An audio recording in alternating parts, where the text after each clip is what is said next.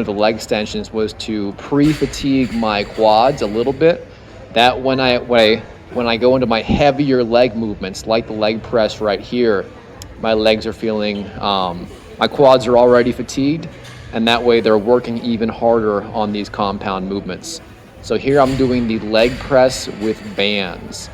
Now, last time I did this, I had 2 plates plus the bands for 12 reps. This time I got it for 14 reps. So an extra 2 rep PR, very, very happy with that. Now it's a little bit hard to tell, but I have 1 purple band and 2 black bands on both sides of the machine. If you're familiar with the Westside Barbell Training Program, that's 1 light band and 2 monster mini bands per side.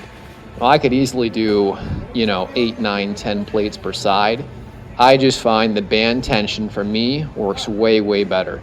The bands do 2 things. Number 1, they make the machine heavier at the top of the movement. That's where you're stronger and you're weaker in the bottom anyway. So normally on a leg press, you lower the weight down and then it's like, oh my God, please get up, because it's so hard in the bottom. With the bands, it's actually equally hard in the entire range of motion, which means you have more tension on your quads in the entire range of motion, which is what you want.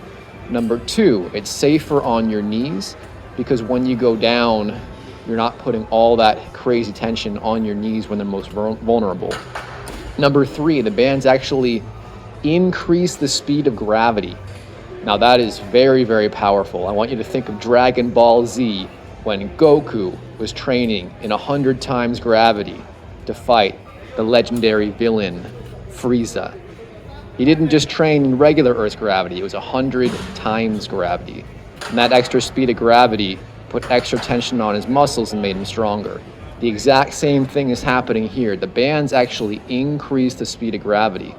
So that sled isn't coming down at 9.8 meters per second or whatever the speed of gravity is. It's coming down way, way, way faster than that. And that creates an enormous amount of mechanical tension on whatever muscle group you're training, in this case, the quads.